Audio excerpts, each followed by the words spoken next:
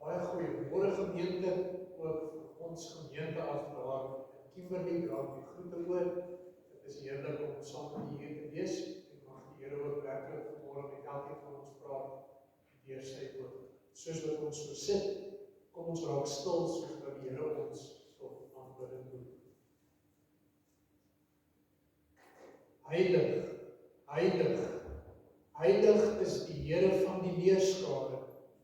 Die hele aarde is van sy heerlikheid vol. Gemeente, genade, barmhartigheid en vrede van God ons Vader en ook ons Here Jesus Christus deur die kragvolle werking van sy Heilige Gees. Amen. Gemeente, u kan saam met my opstaan as ons die antwoord nou sing op die groet van die Here vanmôre, Gesang 224 vers 1 en 4. U kan dit asseblief staan saam met ons sing.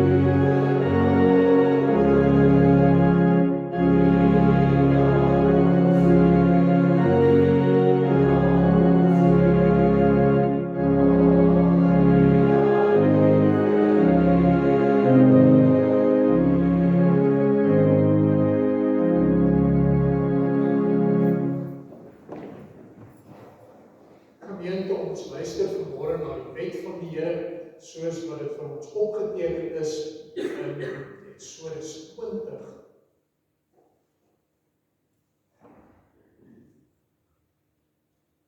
Toe het God al hierdie woorde gespreek en gesê: Ek is die Here jou God wat jou uit Egipte land, uit die slawehuis uitgelei het.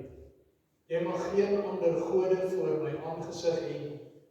Jy mag vir jou geen gesmeerde beeld of enige gelykenis maak van wat bo in die hemel is, of van wat onder op die aarde is, of van wat in die waters onder die aarde is nie. Jy mag jou voor hulle nie neerbuig en hulle nie dien nie, want ek, die Here jou God, is 'n jaloerse God, wat die misdaad van die vaders besoek aan die kinders, aan die derde en aan die vierde geslag van die wat my haat. En ek bewys barmhartigheid aan duisende van die wat my liefhet en my gebooie onderhou.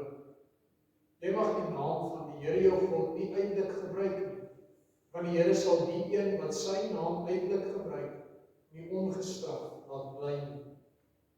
Gedenk die Sabbatdag dat jy dit heilig. 6 dae moet jy arbei en al jou werk doen, maar die 7de dag is die Sabbat van die Here jou God. Dan mag jy geen werk doen, jy of jou seun of jou dogter, of jou diensknegt of jou diensmaagd, of jou vee of jou vreemdeling wat in jou poorte is nie. Want in 6 dae het die Here die hemel en die aarde gemaak, die see en alles wat daarin is, en op die 7de dag het hy gerus. Daarom het die Here die Sabbatdag geseën en dit geheilig. Eer jou vader en jou moeder, dat jou dae verleng mag word in die land wat die Here jou God aan jou gee. Jy mag nie doodslaan nie, jy mag nie egbreek nie, jy mag nie steel nie, jy mag geen valse getuienis teen jou naaste spreek nie, jy mag nie jou naaste se huis begeer nie, jy mag nie jou naaste se vrou begeer nie, of sy diensknegt, of sy diensmaagd, of sy kos, of sy esel, of iets wat van jou naaste is. Gemeente, hier kan saam met my opstaan, en dan bely ons ons skuld voor die drie-enige God aan die hand van Psalm 66, vers 1 en vers 3.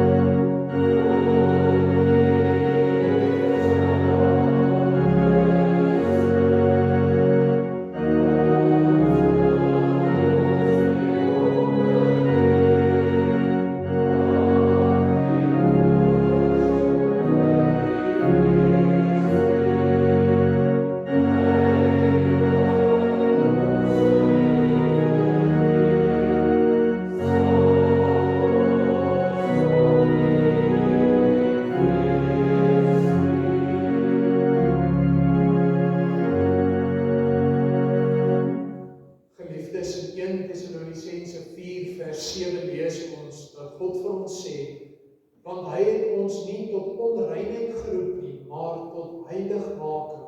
Daarom hy wat dit verwerp nie 'n mens nie, maar God wat ook sy Heilige Gees aan ons gegee het. Geliefdes, die Here roep ons om heilig te wees, om volgens sy wet te leef, en tog kan ons nie in ons sonde daardie wet volhou. Soos wat ons vanmôre gesing het, het ons skuld bely voor die Here, want voor sy wet staan ons elke keer, dag op dag staan ons skuldig. Maar die Here beloof vir ons dat daar verlossing is in sy Seun, die Here Jesus Christus. En daarom elkeen wat met 'n ware berou en opregte geloof hulle toevlug neem tot ons enigste verlosser en saligmaker, die Here Jesus Christus, beloof die Here vir ons vergifnis van ons sondes. Maar hoor ook vanmôre dat elkeen wat hierdie genade van God verwerp, verwerp nie 'n mens nie, maar verwerp vir God self. En daardie persoon wat hom aanhou verwerp, sal onder sy toorn en straf bly leef, solank as wat hy in sy sonde bly volhard. Amen. Gemeente, u kan die sitplek inneem. Ons gaan nie nou ons geloofsbelijdenis doen nie. Ons gaan dit doen soos wat ons ook vir die nagmaal voorberei nou. Vir nou kan ons oorgaan na die skriflesing wat vanmôre uit Ester 4 is. Ester 4.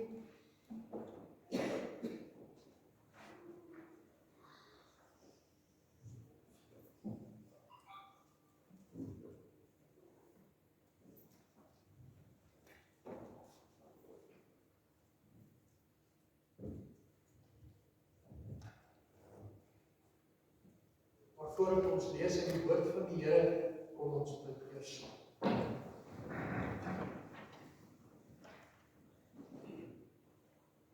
Ons almagtige God, ons hemelse Vader, ons buig voor U in aanbidding as die enigste, as die ware en as die verlossende God.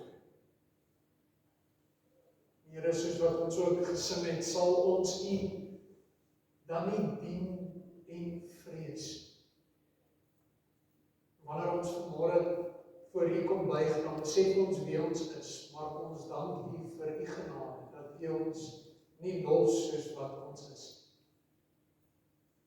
Here, dit is ons gebed, dat U vanmôre ook in daardie selfde genade in ons harte sal kom werk, deur die woord wat U ook aan ons kom verkondig deur die Gees.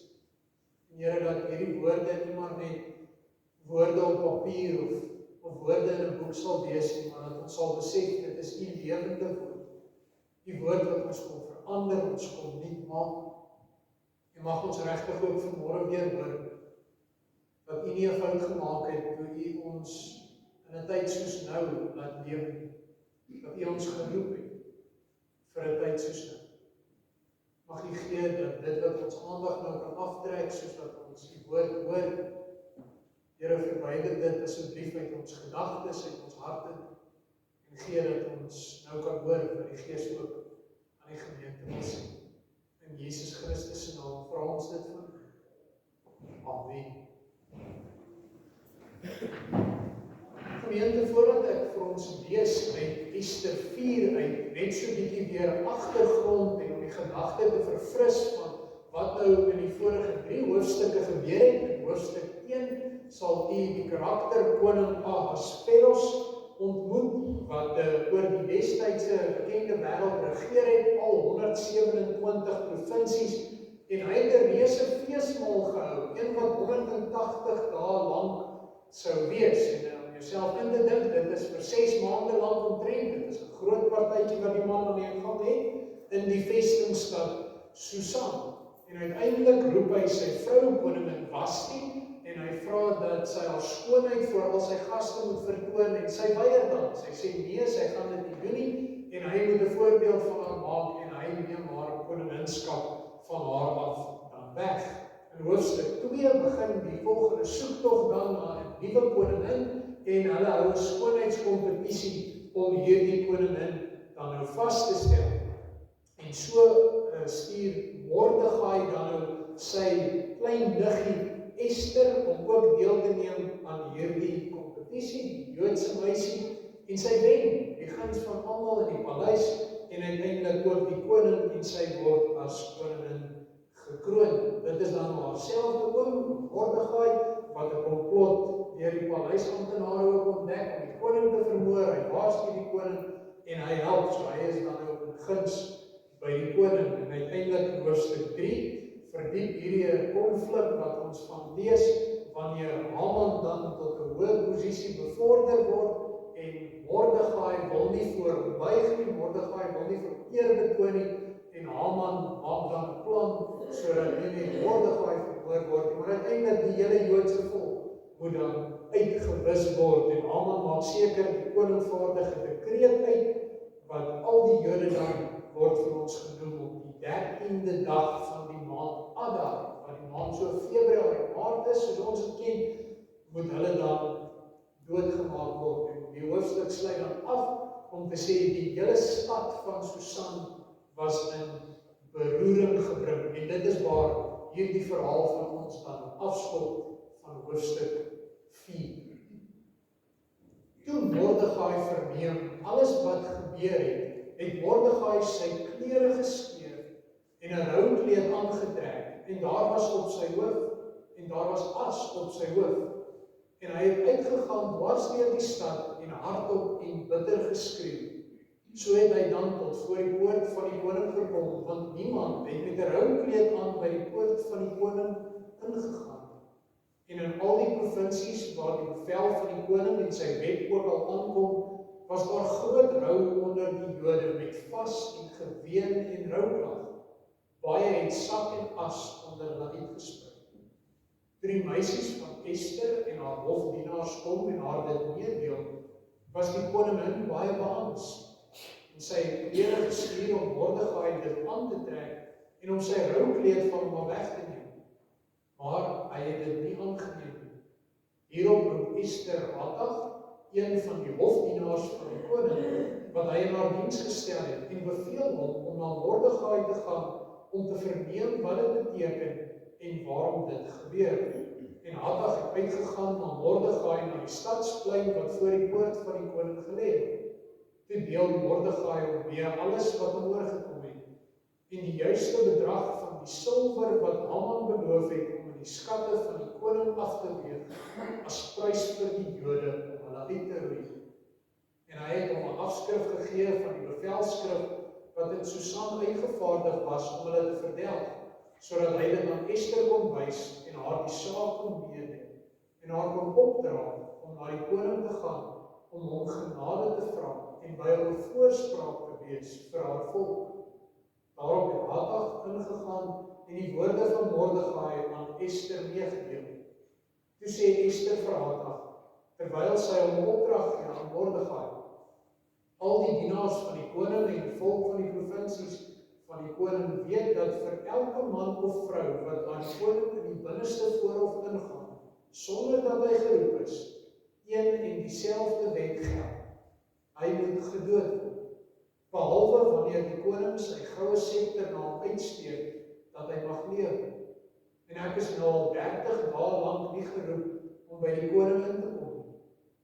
En hulle het die woorde van Ester aan Mordegai meegedeel.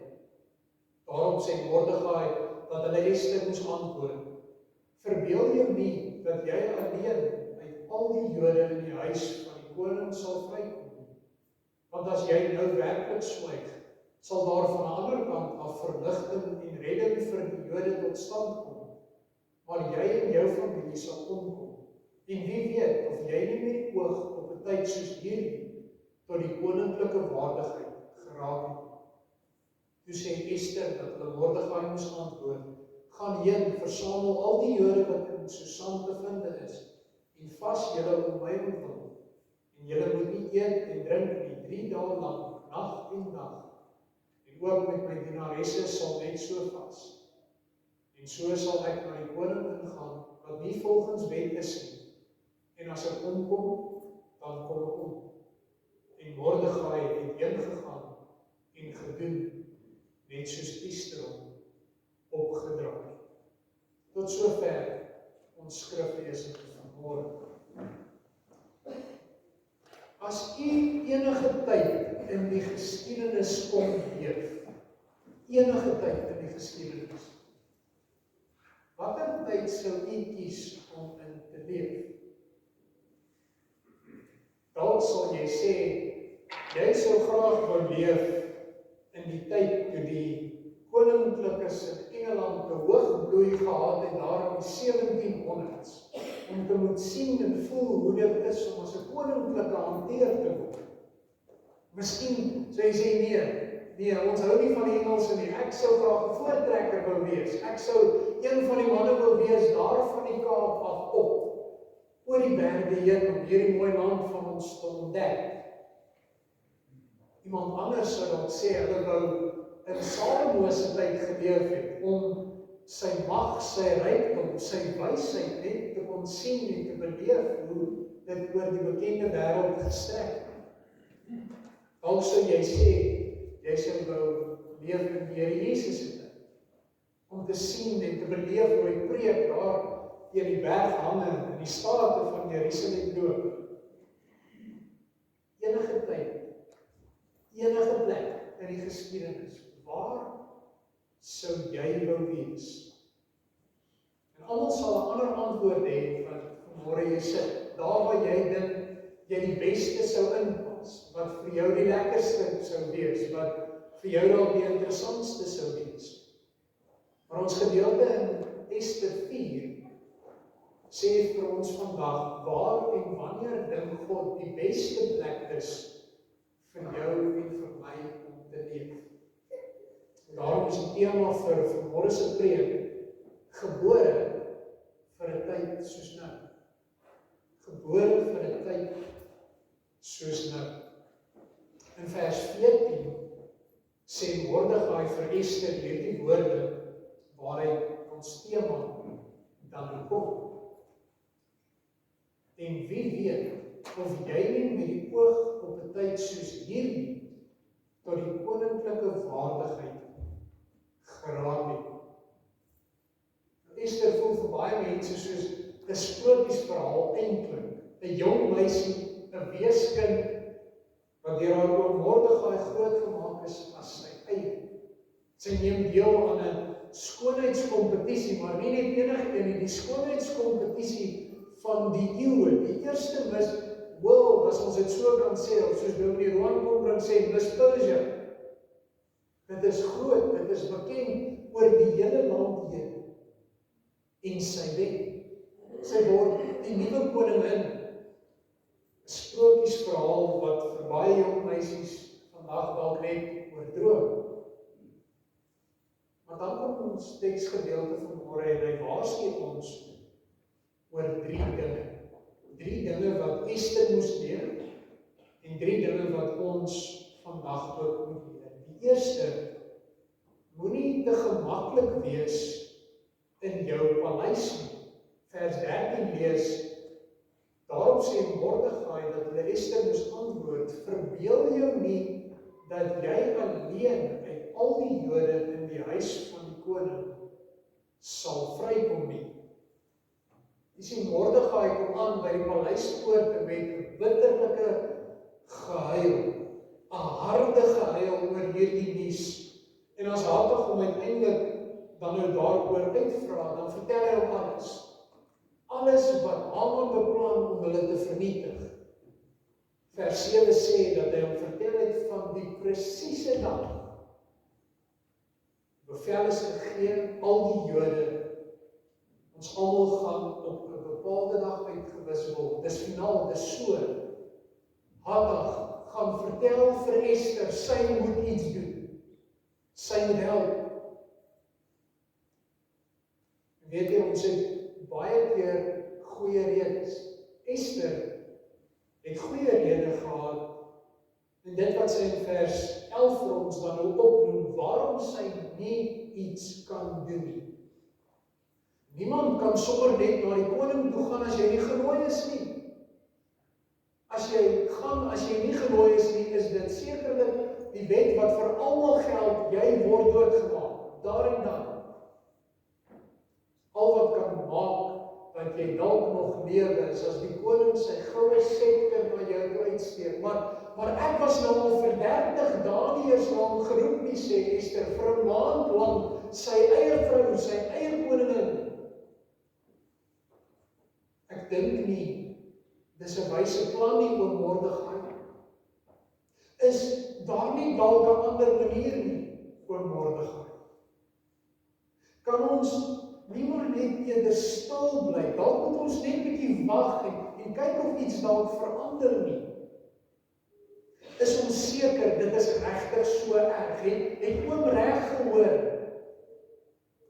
Moet ek nou regtig gaan en my lewe waag? Ek is jammer om dit te hoor, oom Mordegai. En ek weet ek is nou in die paleis, maar ek kan niks doen nie.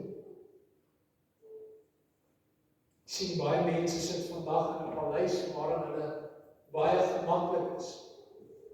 Baie mense dink selfs vandag dat die gevaar en die vervolging van Christene is daar ver, in die Midde-Ooste, dalk hoog in Afrika, op ander plekke, nie hier by ons nie. Dis nie iets waaroor ons hoef bekommerd te wees nie.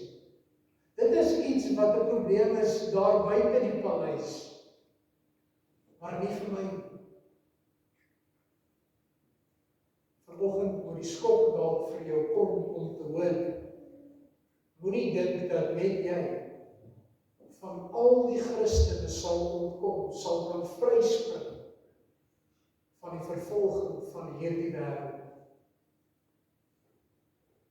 Want waar jy ook al is in jou lewe, het jy 'n paleis wat vir jou kosbaar is, wat vir jou belangrik is. Iets wat jy bang is om te verloor.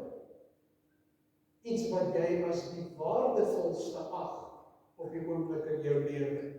Iets wat jy bereid is om voor te sê, ek kan nie nou iets oor my geloof sê nie, want ek kan nie nou die evangelie deel nie, want ek kan nie nou aanspraak maak op die woord van die lewende God nie, want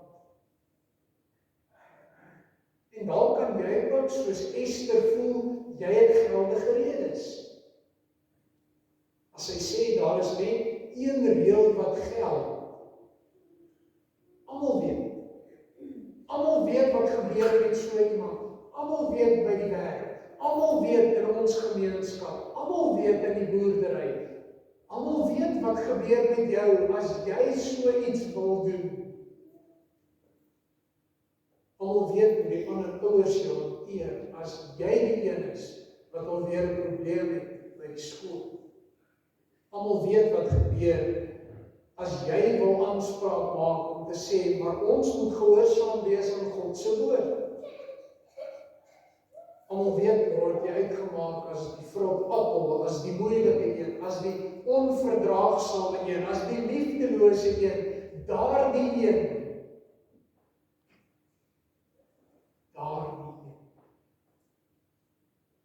En wat ons eintlik sê, deur al hierdie redes van ons, hier waar ek nou is, my werk, my posisie, my aansien, my aanvaarding, my gemak, wat ek so lekker onder die radar nog kan vlieg, dit is my veilige en my gemaklike paleis.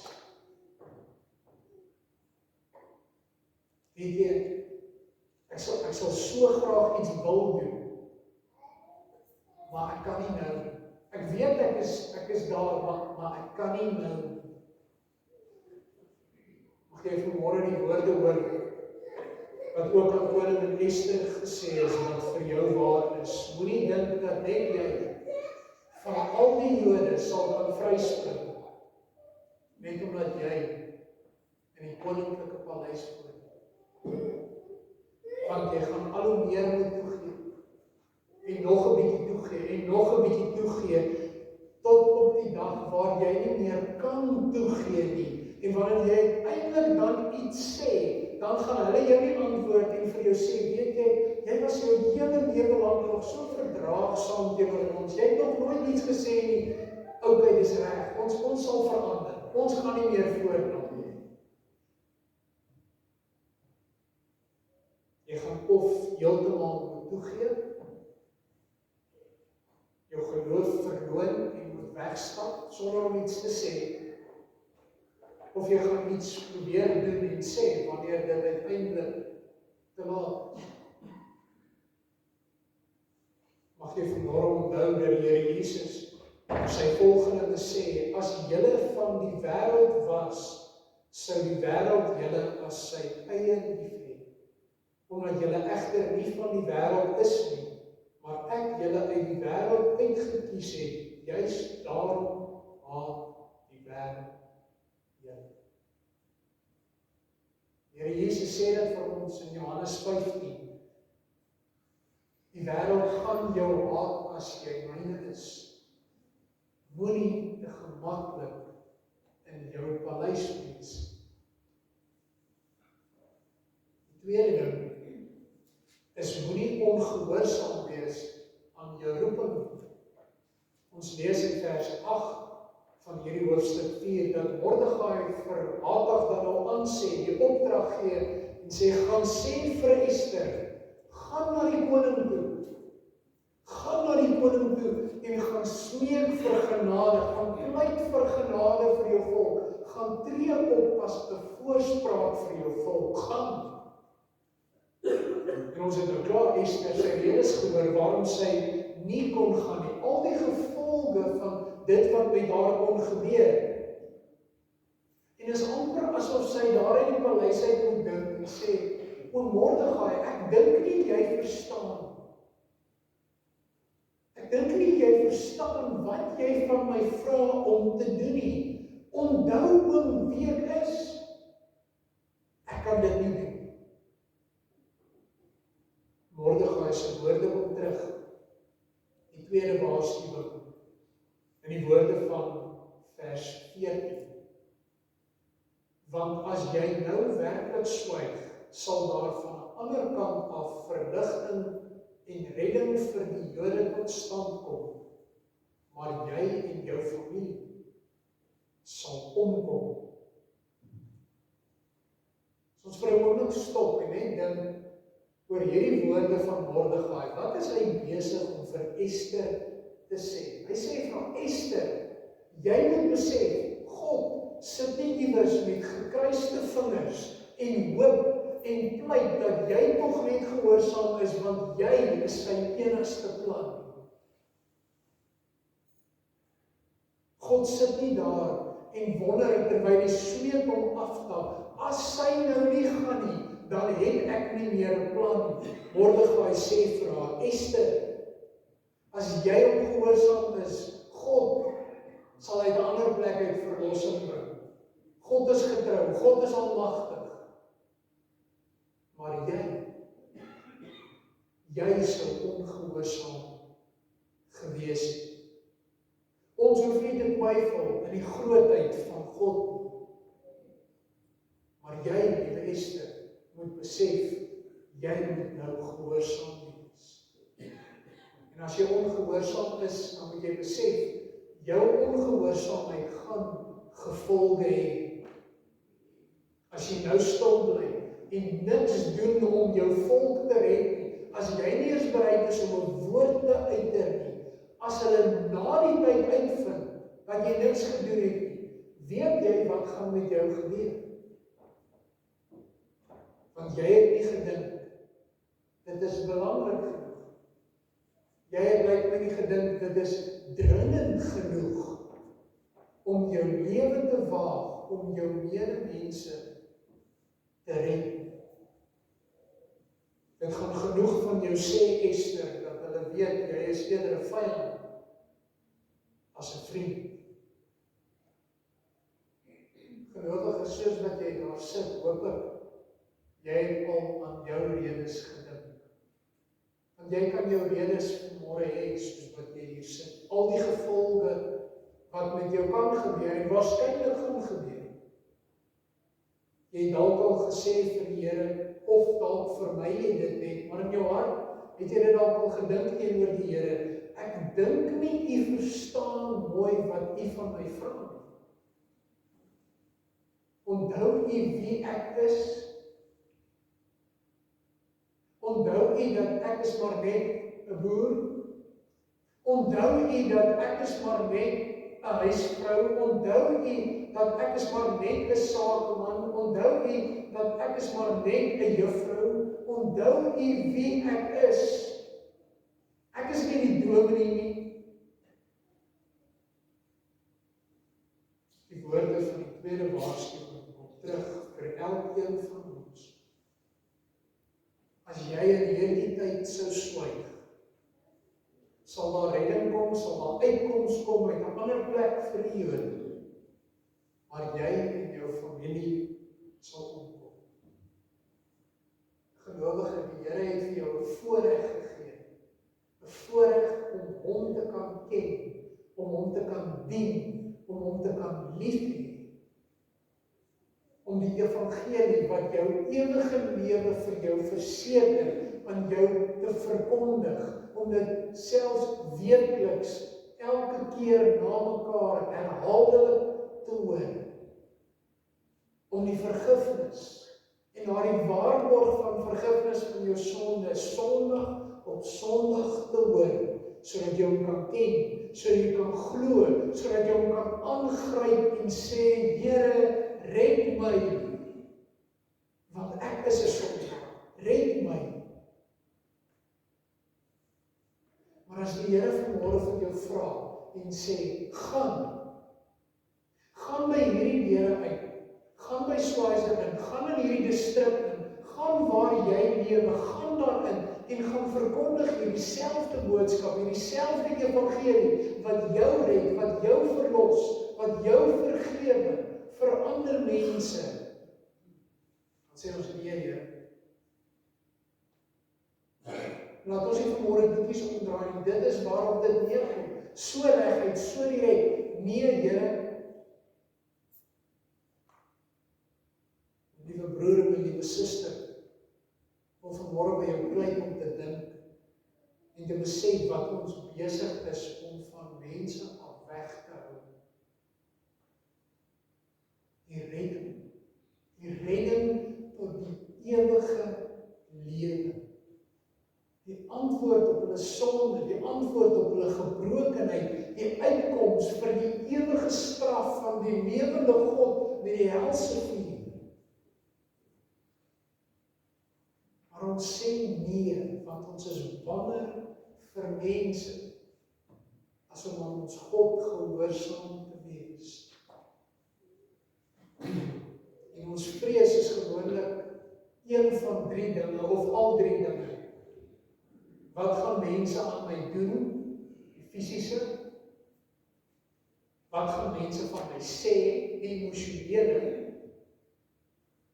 En wat gaan hulle van my dink? My posisie, my aansien. Een van die 3 of al 3.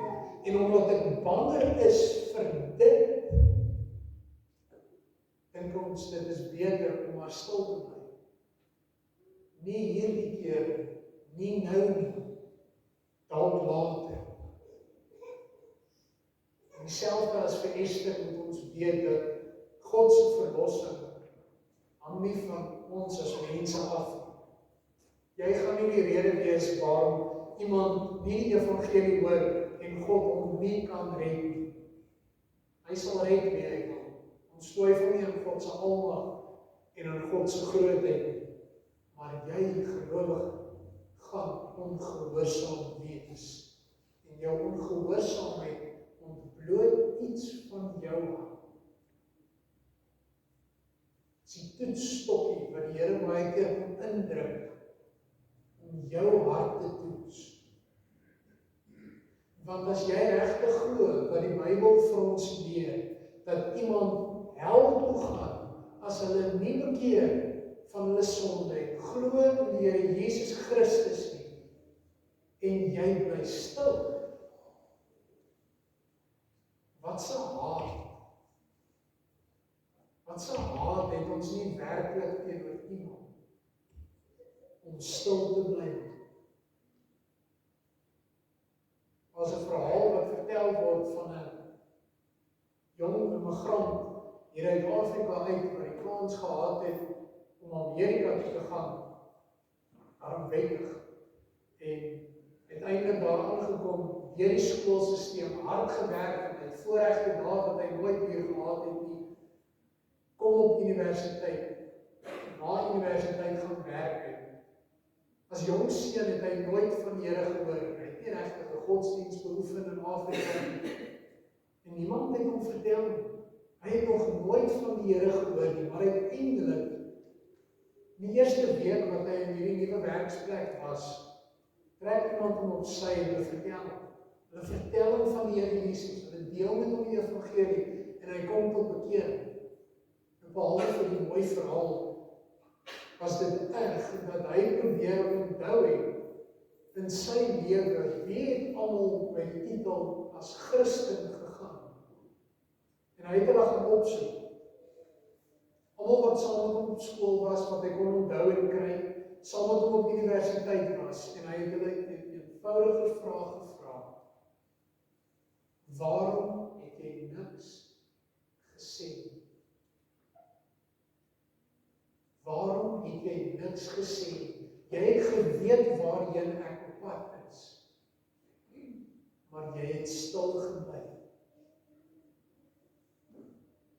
Dink jouself in, wat iemand op die oomblik in jou lewe oor 'n paar jaar na jou toe moet kom. As hulle besef het, jy het niks gedoen, jy het niks gesê, maar jy het geweet. Want jy het nie gedink, dit is belangrik genoeg. Jy het nie gedink, dit is dringend genoeg om jou lewe te waag, om jou medemens te probeer red, deur hulle te vertel van die Here Jesus en sy verlossing. Ons Here sê in Lukas 19 vers 40 vir die Fariseërs oor al mense daar wat sy naam verheerlik om aanbid en van hom getuig. Hy sê vir hulle, en mag jy ook vandag dit hoor, ek sê vir jou, as hulle stil bly, sal die klippe dit uitroep. Moenie ongehoorsaam wees aan jou roeping, om 'n getuie te wees as 'n volgeling van die Here Jesus. Die laaste een, moenie dink, dit is nie nou die regte tyd.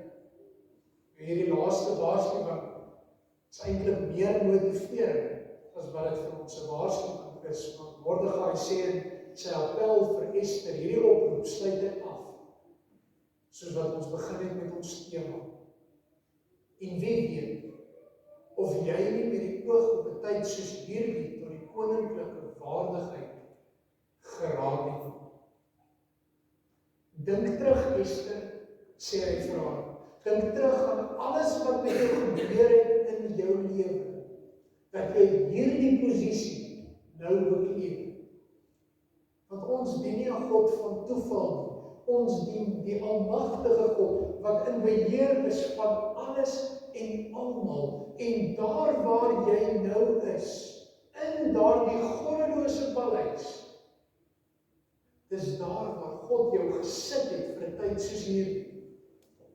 Jy is daar met 'n doel. Moenie jou doel mis nie, Ester. As jy bedink, gelowige, hoe jy gekom het, waar jy op die oomblik is in jou lewe. Dink terug op jou lewe. Al die op en die af, die draaie, die swaaie, die hartseer, die blydskap. En as ek vir jou moet vra, sou jy ooit gedink het, dit is waar jy sou uitkom en dit is hoe jy daar gaan uitkom, as ek seker almal gaan vir my eintlik sê nee. En wat Mordegai vir Ester gesê, die kosbare woord vir elkeen van ons vanmôre is, maak nie saak hoe jy gekom het waar jy nou is nie. Jy moet nou gehoorsaam wees. Maak nie saak hoe jou lewe gelyk het tot op hierdie punt, op 'n Sondagmôre nie. Die Here roep jou nou en sê, wees nou gehoorsaam. Hou op wag om gehoorsaam te wees. Hou op sê, as ek maar net bietjie meer werksekerheid het, dan sal ek meer gehoorsaam wees. As ek net bietjie meer geleef het, as ek net so bietjie my jonkheid geniet het, dan sal ek bietjie ernstig raak oor die Here. As ek net bietjie my aansien verkry het, as ek net bietjie die leer geklim het in die samelewing, dan is ek op 'n plek van posisie en ek kan dit dalk bietjie afdwing, dan sal ek gehoorsaam wees. As ek maar net eers bietjie gegroei het in my geloofslewe, ek is nog nie op daai punt waar ek kan gehoorsaam wees. Gelowige, die Here roep jou. Hy roep jou om gehoorsaam te wees van wat hy nou van jou vra. Daar waar jy nou op die oomblik is. Nie gehoorsaamheid oor 2 of 3 maande, of wat gaan jy doen as dit gebeur nie. Maar gehoorsaamheid, as jy hier weggaan, in jou taal, in jou denke, in jou optrede, in jou gesinslewe, in huisgodsdiens. As jy môre by die werk instap, of weer in jou bakkie klim. Ons moet ophou dink, dat ons in die toekoms gehoorsaam gaan wees, as ons nie eers nou gehoorsaam gaan wees. As ons begin beplan hoe ons in die groot dinge gehoorsaam sal wees, as ons nie eers in die klein dinge gehoorsaam is nie. Want ek kan nie waarborg, daar gaan nooit 'n makliker tyd kom om gehoorsaam te wees. Daar gaan nooit 'n beter tyd wees. En om eerlik te wees, wanneer dit by die deel van die evangelie kom, dan behoort dit altyd 'n nou of nooit mentaliteit te wees. Want jy weet nie of jy daai persoon weer gaan sien. Jy weet nie of hulle dalk hulle laaste asem oor 'n paar ure gaan uitblaas. Mag jy gehoorsaam wees en God vertrou, wat van jou daardie gehoorsaamheid vra. Hy vra nie van jou om mense te red nie. Hy vra nie van jou om verandering in hulle lewe te bring nie. Hy is so 'n goeie God. Hy sê vir ons, hy sal daarvoor sorg, soos hy wil en wanneer hy wil. Hy vra net van jou, wees gehoorsaam.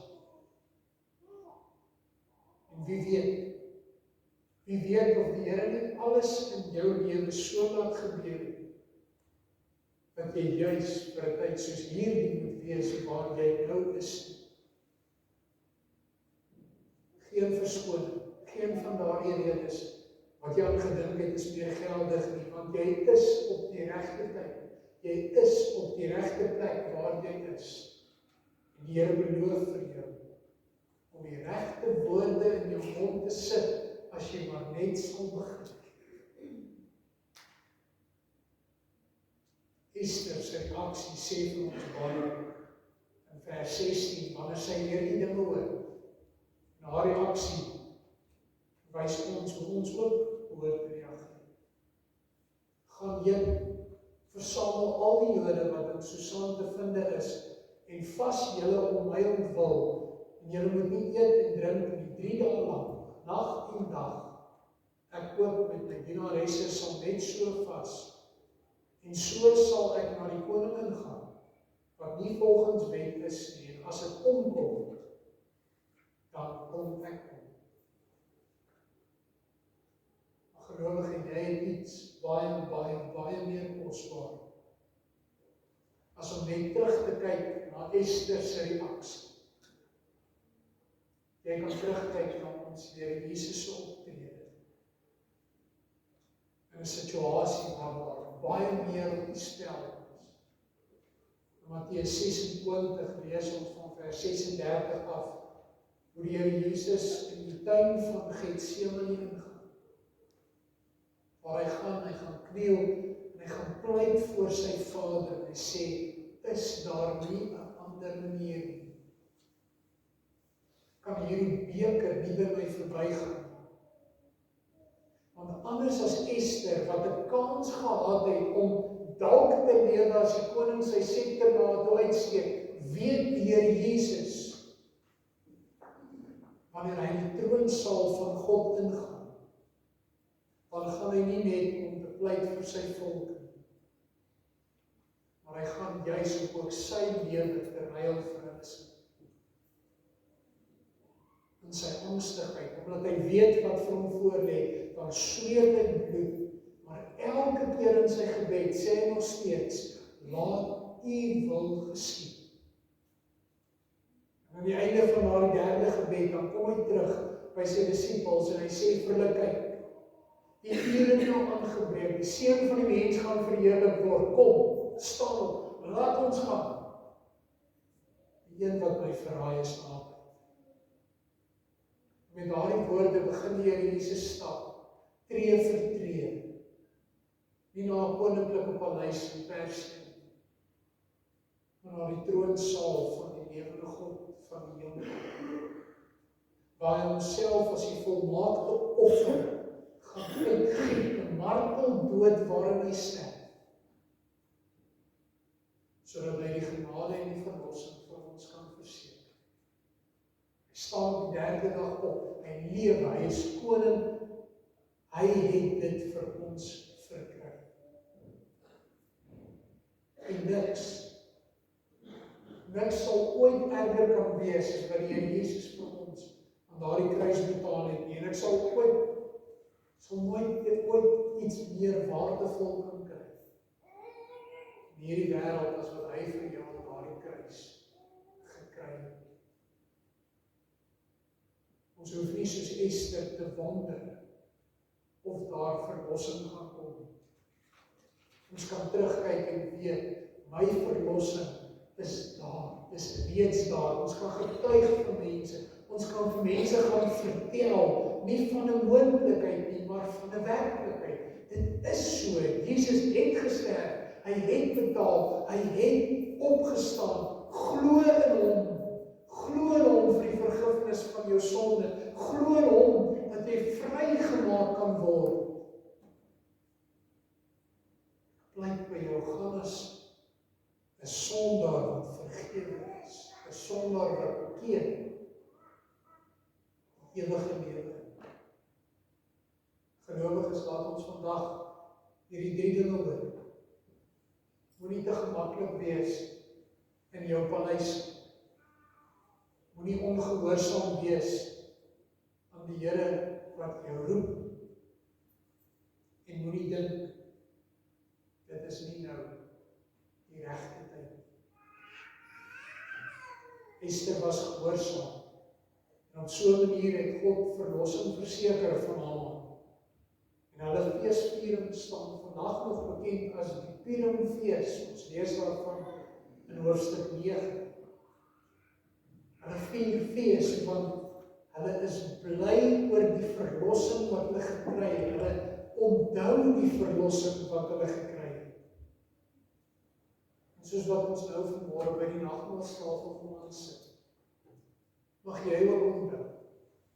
Mag jy die verlossing onthou wat die Here Jesus in sy perfekte gehoorsaamheid vir ons gekry het aan die kruis. Mag jy vanmôre hier kom sit met 'n berou oor jou sonde, ja, maar ook met 'n blydskap.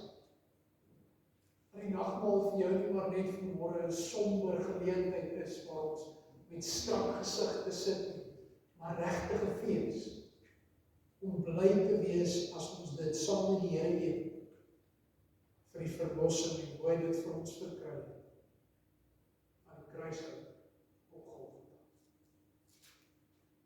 Gemeente, voordat ons die nagmaalsfees dan deel, gaan ons belydenis van ons geloof doen.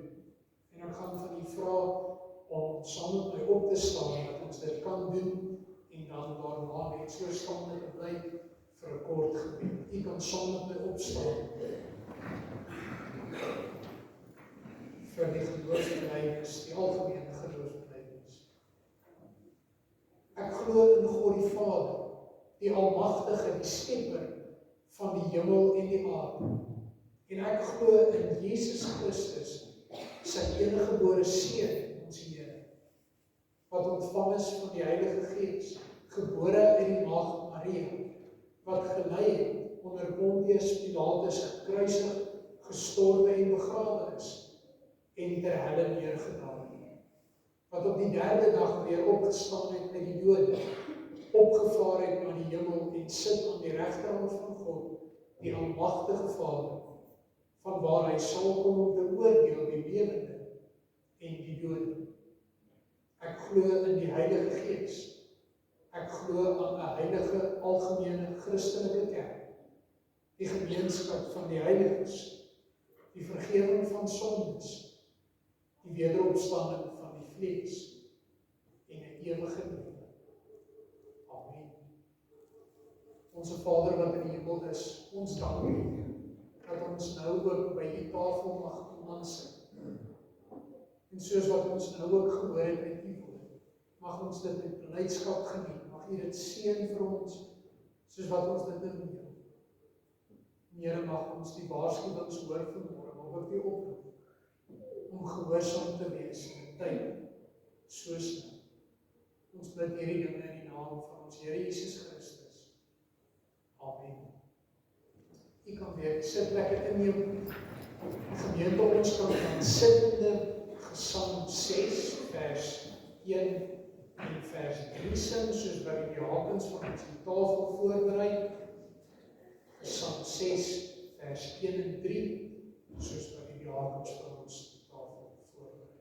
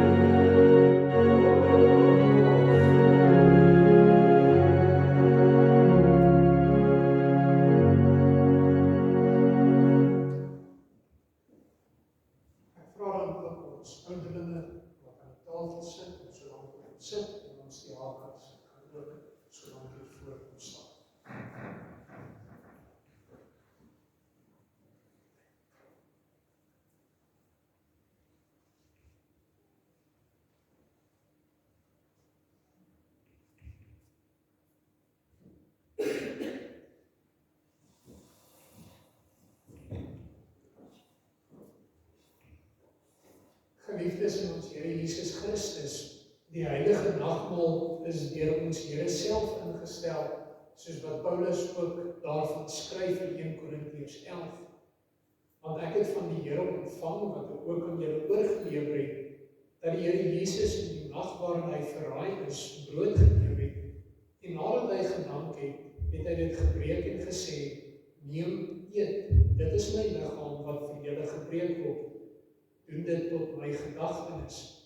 Net so ook die beker na die ete met die woorde, hierdie beker is die Nuwe Testament in my bloed. Doen dit so dikwels as julle daaruit drink, tot my gedagtenis. Want so dikwels as julle hierdie brood eet en hierdie beker drink, verkondig julle die dood van die Here, totdat hy kom. Gemeente, dis ons voorreg om vanmôre te mag sit by die nagmaalstafel van die Here, omdat ek kan kom gebruik as gelowiges. En daarom is die vereiste dat elkeen wat glo die nagmaal kon gebruik. En daarom ook die 4 B's waarin ons herinner dat om aan die nagmaal deel te neem, moet jy 'n berou hê oor jou sonde. En om 'n berou te hê, moet jy dit besef. Jy moet dit teenoor die Here kan besef. En daarmee saamkom die belydenis daarvan, om dit voor die Here bekend te maak, en die laaste een om van jou sonde te beken, om nie in jou sonde te bly volhard nie, maar dit voor die Here neer te lê en te laat staan.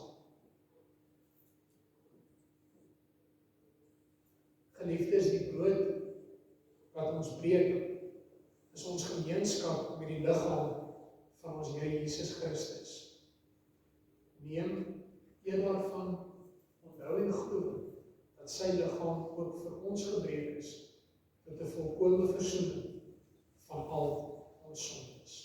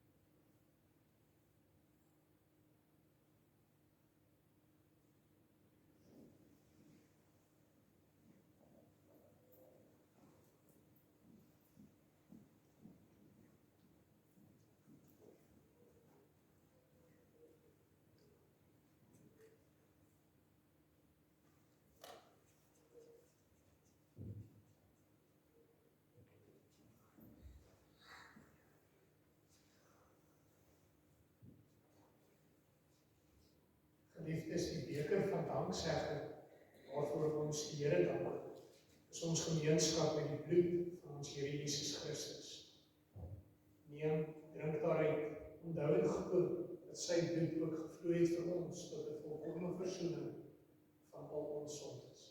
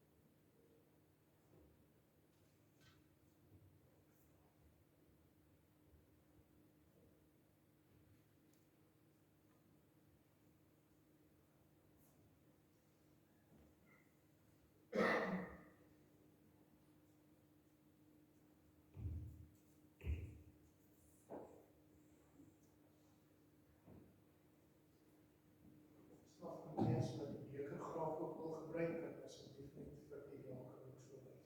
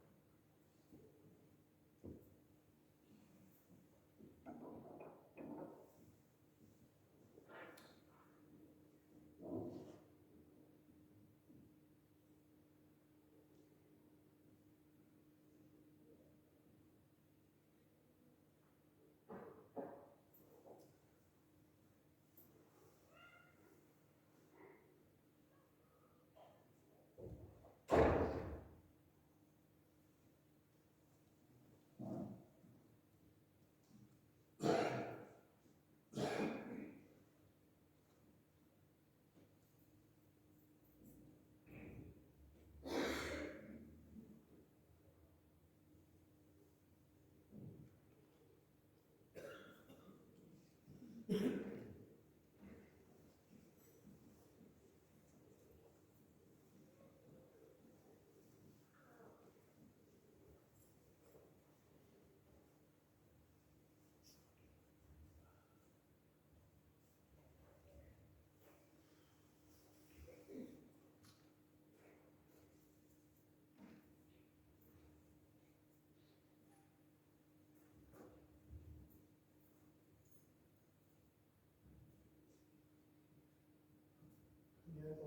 seker maak dat iemand oorgeslaan is in die troon.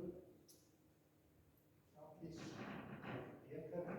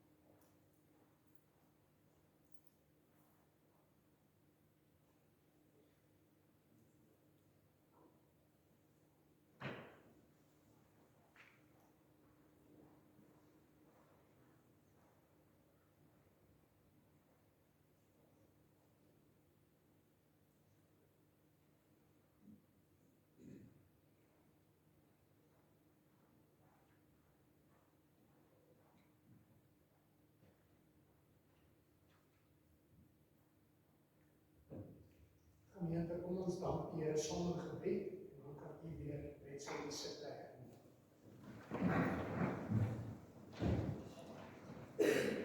Onse Vader wat in die hemel is, dankie vir hierdie wonderlike môre. Dankie dat ons na U kerk toe kon kom, om U woord te kon hoor, maar Here om ook nou gevoed te kon word deur hierdie sigbare tekens van U woord. Mag elkeen van ons hierdie versekering hê, dat so seker is dat ons hierdie tekens nou gesien het, soos wat ons dit gedrink en gekou het, so seker kan ons wees van ons verlossing in U. Here, mag U dit seën in ons liggame, maar mag U dit ook seën soos wat dit ons krag gee, om vir ander van U te gaan vertel. Here Jesus, in U naam bid ons hierdie dinge. Amen. Gemeente, ons het vanmôre ook nog die bevestiging van die ouderling, en ons gaan dit voort, dit ook net af te handel, en daarna sal ek van ons die afkondigings ook doen. Dit is dan die voorreg om asseblief vir broer Stefanus Visser na vore te roep om as ouderling bevestig te word.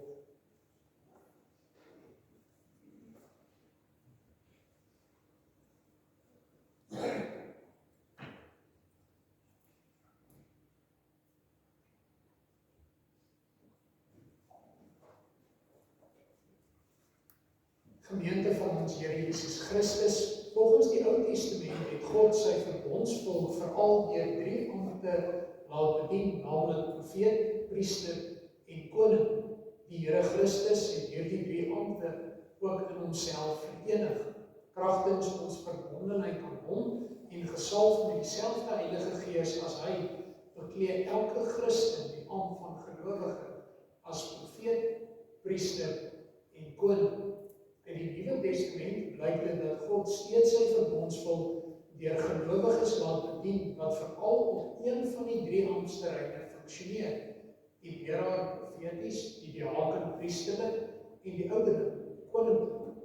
Sy doel daarmee is om die gelowiges toe te rus vir hulle dienswerk en om die gemeente as liggaam van Christus op te bou. In die Bybel is dit duidelik dat 'n amptdraer bekend moet wees as iemand met 'n lewende geloof, met 'n begeerte om vir die Here te werk, wat bekwaam is om te onderrig, wat ook gewillig is om daarvoor toegerus te word en wat die Heilige Skrif voortdurend ernstig ondersoek. Verder moet 'n amptdraer onberispelik wees, die man van een vrou, nugter, ingetoe, fatsoenlik, gasvry, in alle opsigte betroubaar en met die Gees van God vervul. Geliefde broeders, na ernstige gebed tot God is u tot hierdie aand verkies.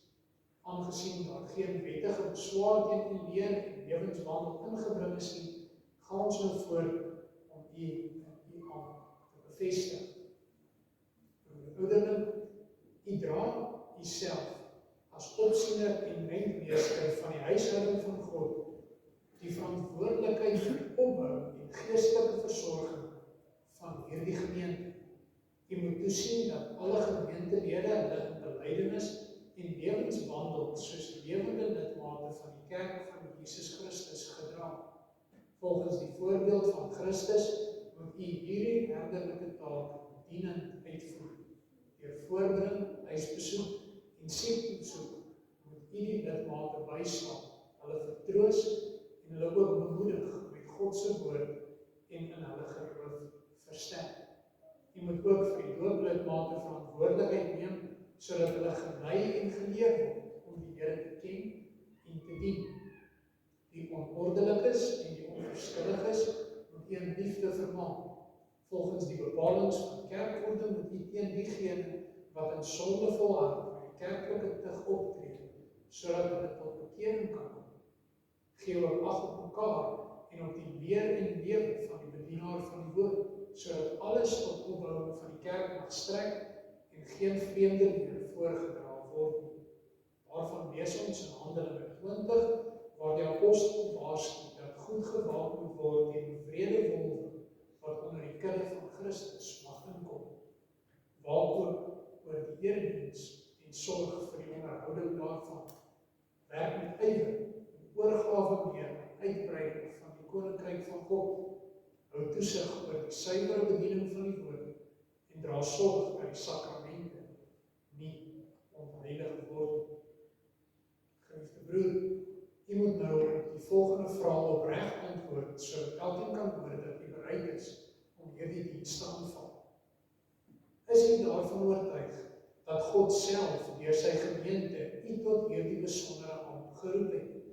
Aanvaar u die Ou en Nuwe Testament as die ware en onfeilbare woord van God en as die volkome leer van die saligheid en verwerp u alle leringe wat in stryd is met die Bybelse waarhede, so saamgevat in die drie formuliere van eenheid.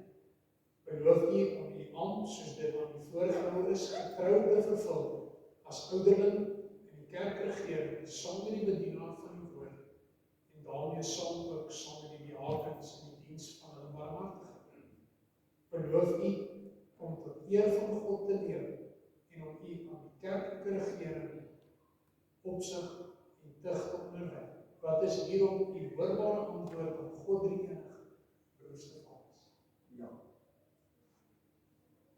Geliefde broer, wees getrou in jou dienswerk en in die ernstige ondersoek van die Heilige Skrifte. Wees 'n voorganger vir die hele gemeente. Wees gewillig en blymoedig in die nakoming van hierdie roeping. En gemeente, ontvang asseblief hierdie amptsdraer as 'n gestuurder van die Here self en bid vir hom en werk met hom saam en stel jouself ook beskikbaar om toegerus te word as profete, priesters en konings in diens van ons Here Jesus.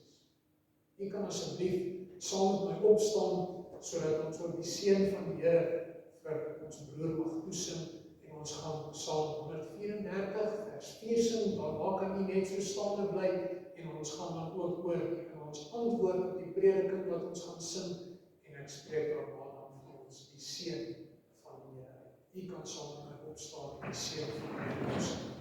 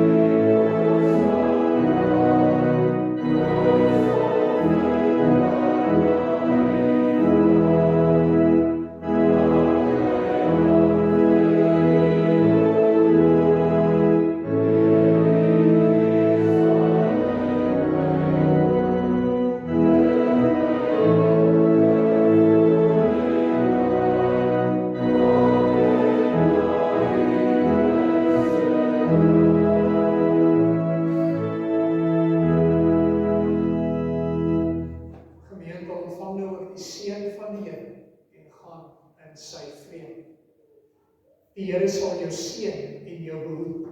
Die Here sal sy aangesig oor jou laat skyn en jou genadig wees. Die Here sal sy aangesig oor jou verhef en al jou vrede gee. Amen.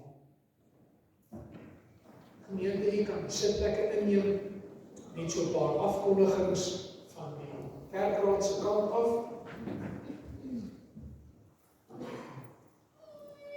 Hulle vra graag die voorbereiding vir die volgende lidmate, broer Henny Koen, wat 'n hart- en longversaking op die oomblik ondergaan, baie sterkte, hy is op die oomblik tuis, Suster Bybelskools, wat kanker het, Suster Yvonne Wegenaar, wat ook kankeroperasie gehad het, sy herstel nou tans tuis, broer Dani Lombard, ook tuis herstel, Suster Elbie Potgieter met kanker, Suster Lorraine Tooi, wat dialyse ontvang op die oomblik, sy is wel by die huis, Dooplidmaat, Hilgard Karus, hy het 'n besering, hy op die kop, baie sterk voor daar, en so ouers, broer Henny Skols, hy herstel tuis, Suster Frida Lourens, het haar heup gebreek, sy herstel ouerhuis, broer Benny Gildenhuis, hy het 'n beroerte gehad, hy is dan so in die hospitaal,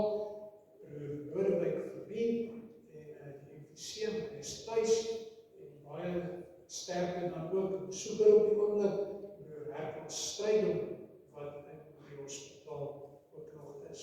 En dan so 'n paar verjaarsdae, baie geluk aan almal wat in Julie verjaar, die 5de Julie, broer Gert D, die 6de, Suster Glenda Jonker, 7de, Suster Kitty Strydom, 9de, Suster Anne Lombard en broer Jackie van Heerden, 10de, Suster Sonnie Klopper, 11de, broer Pieter Geldenhuis en Suster Lizette Rodee.